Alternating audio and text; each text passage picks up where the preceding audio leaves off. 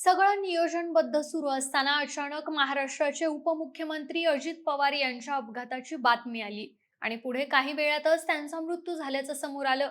ही बातमी ऐकून संपूर्ण महाराष्ट्रामध्ये खळबळ उडाली. एकीकडे संपूर्ण महाराष्ट्र हळहळ व्यक्त करतोय, तर दुसऱ्या बाजूला हा नक्की अपघात आहे की घातपात यासारखे अनेक प्रश्न उपस्थित होत आहेत. कामाचा माणूस काम करता करता गेला हे जरी खरं असलं तरी एवढ्या मोठ्या भीषण अपघातात मृत्युमुखी पडलेल्या व्यक्तींचे मृतदेह जळाले, पण कागद का जळाले नाहीत हा प्रश्न अनेक संशय निर्माण करतोय. एवढंच नाही तर सुरुवातीला जेव्हा अपघाताची बातमी समोर आली तेव्हा या अपघातामध्ये अजित पवारांसह 6 व्यक्तींचा मृत्यू झाल्याचं समोर येत होतं. मात्र त्यानंतर 5च व्यक्तींचे मृतदेह सापडले. त्यामुळेच ती 6वी व्यक्ती कोण आहे? अजितदादांच्या विमानात खरंच 6 जण होते का? आणि हा अपघात आहे की घातपात? अशा अजून कोणत्या प्रकारच्या शंका उपस्थित होत आहेत याचीच माहिती सांगणारा हा व्हिडिओ. नमस्कार, मी निशा हिंगे आणि तुम्ही पाहताय विषयच भारी. मंडळी, उपमुख्यमंत्री अजित पवार यांच्या मृत्यूनंतर अनेक घडामोडी घडतायत. दादांच्या मृत्यूनंतर फक्त पवार कुटुंबच नाही तर संपूर्ण महाराष्ट्र दुःखात आहे. अनेकांच्या मनात या अपघाताविषयी प्रश्नांचा गोंधळ उडालाय.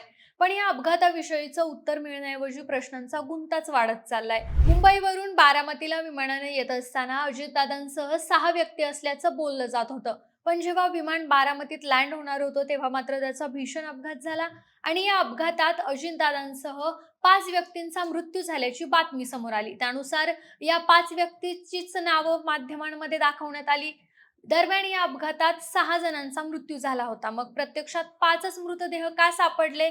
6वा मृतदेह कुठं गेला? असा सवाल अजित पवार गटाचे नेते अमोल मिटकरी यांनी उपस्थित केलाय. अमोल मिटकरी यांनी या संदर्भात एक्सवर पोस्ट केली आहे. या पोस्टमध्ये त्यांनी लिहिलंय की आदरणीय दादा गेले हे अजूनही कुणाचंच मन मानायला तयार नाहीये.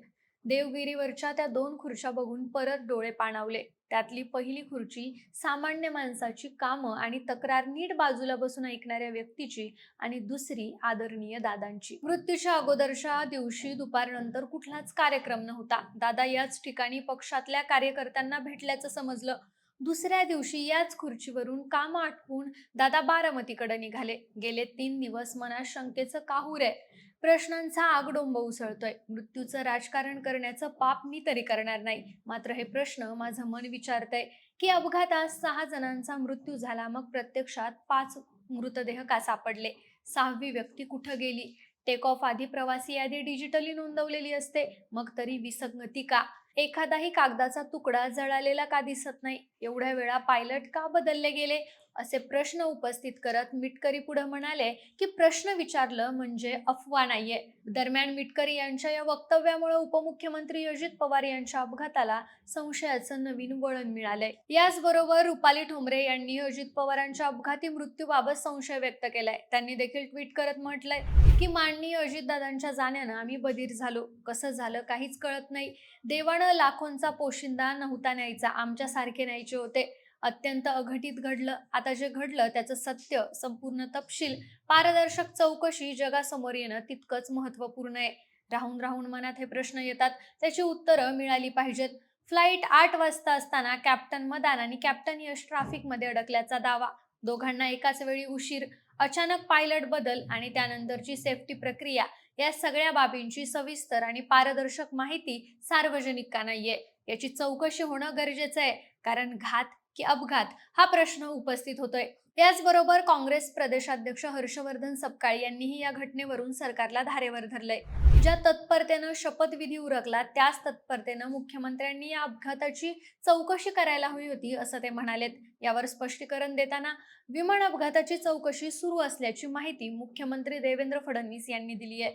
ब्लॅक बॉक्स मधल्या संभाषणातून लवकरच सत्य समोर येईल असा विश्वास त्यांनी व्यक्त केलाय. दरम्यान 28 जानेवारीला जेव्हा दादांच्या विमानाचा अपघात झाला होता त्या दिवशी DGCAने अपघातात मृत्यू झालेले 6 व्यक्ती आहेत असं सांगितलं होतं आणि तशा बातम्याही माध्यमांमध्ये दिसत होत्या.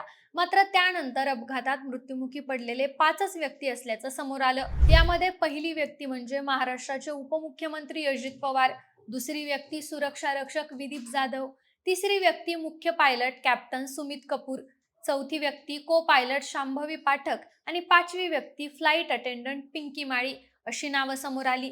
पण याचबरोबर या अपघातामध्ये साहिल मदन असल्याचं देखील बोललं जात होतं. याचं कारण म्हणजे अपघातानंतर विमानाचं मूव्हमेंट लेटर सोशल मीडियावर वाऱ्यासारखं पसरलं. या पत्रावर कॅप्टन साहिल मदान आणि कॅप्टन यश यांची नावं पायलट म्हणून नोंदवण्यात आली होती. हे पत्र बघून नेटिझन्सनी खातरजमा न करता कॅप्टन साहिल मदान यांचे फोटो शोधून त्यांना श्रद्धांजली वाहायला सुरुवात केली. यानंतर जेव्हा कॅप्टन साहिल मदान यांचा फोटो सगळीकडे व्हायरल झाला, तेव्हा मदान यांची पत्नी प्रसिद्ध मेकअप आर्टिस्ट संजम सहनी यांनी इंस्टाग्रामवर एका स्पष्टीकरणाची स्टोरी शेअर केली. त्यांनी अत्यंत कळकळीनं विनंती केली की कृपया या बातम्या थांबवा. कॅप्टन साहिल मदान माझे पती आहेत आणि ते त्या अपघातग्रस्त विमानात नव्हते. ते पूर्णपणे सुरक्षित आहेत. संजम यांच्या या खुलाशानंतर सोशल मीडियावरच्या अफवांना पूर्णविराम मिळाला. फक्त कागदोपत्री नाव असल्यामुळे हा मोठा गैरसमज झाला होता. याचबरोबर मिळालेल्या माहितीनुसार विमानानं उड्डाण करण्यापूर्वी शेवटच्या क्षणी वैमानिक बदलण्यात आले होते. मूळ नियोजनानुसार कॅप्टन साहिल मदान जाणार होते, परंतु ऐनवेळी ही जबाबदारी कॅप्टन सुमित कपूर यांच्याकडे सोपवण्यात आली. एकूणच काय तर विमान अपघातामध्ये 6 व्यक्ती होते का, आणि असतील तर 6व्या व्यक्तींचं नाव अजून समोर का आलं नाही, याचा खुलासा ब्लॅक बॉक्स मधूनच समोर येईल. दरम्यान सध्या तरी 28 जानेवारीच्या झालेल्या भीषण अपघातात उपमुख्यमंत्री अजितदादांसह 5 व्यक्तींचा मृत्यू झाल्याचं बोललं जात आहे. याचबरोबर उपस्थित झालेल्या सगळ्या प्रश्नांची उत्तरं शोधण्यासाठी अपघाताची कसून चौकशी होणं गरजेचं आहे. दरम्यान मोठ्या नेत्यांच्या बाबतीत निवडणुकीच्या वेळेसच अपघाती मृत्यू का होतात, या नेत्यांच्या मृत्यूनंतर संपूर्ण सत्य घटना का समोर येत नाही, आणि अजितदादांचा मृत्यू हा अपघात आहे की घातपात, याबद्दल तुम्हाला काय वाटतं हे आम्हाला कमेंटमध्ये नक्की सांगा. आणि सोबतच आपल्या विशेष भारी या चॅनलला सबस्क्राईब करायला विसरू नका. धन्यवाद.